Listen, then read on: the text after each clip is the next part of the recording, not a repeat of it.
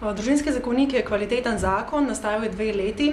Pripravljali so ga največji strokovnjaki za družinsko pravo v Sloveniji in poleg tega pa je tudi kompromis. Namreč upoštevali so tudi največje pripombe nasprotnikov družinskega zakonika, zato sedaj praktično ni več možnosti, zakaj bi bilo zakoniku treba nasprotovati, in prinaša veliko novih rešitev za ogrožene otroke, prinaša veliko rešitev, ki so pomembne za nas vse državljane, in pa prinaša tudi enake ekonomske in socialne pravice istospolnim partnerjem.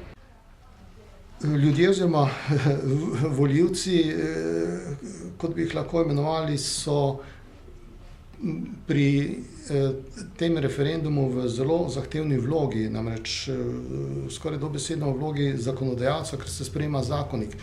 To pa pomeni, da je treba se ravnati po tem, ali je v predlaganem besedilu zakonika karkoli takšnega, kar ne bi bilo sprejemljivo.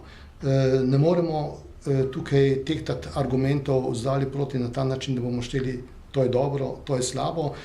Zakon je zakon. Zakon ne sme imeti ene same resne napake. Se pravi, če je karkoli v zakonu in torej v predlaganem besedilu zakona nesprejemljivo, potem seveda se moramo odločiti, da smo proti.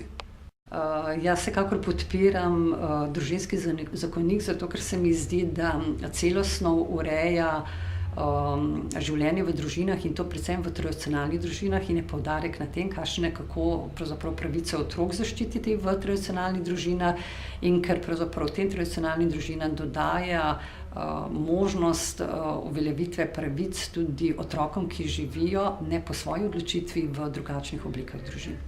Mislim, da morajo volivci na prihodnjem referendumu glasovati proti družinskemu zakoniku, ker ne daje družini, se pravi očetu, materi in otrokom, določene teže, ki jo daje že naravni red in ki je edini, se pravi, taka družina je edina zmožna nadaljevati narod, nadaljevati civilizacijo.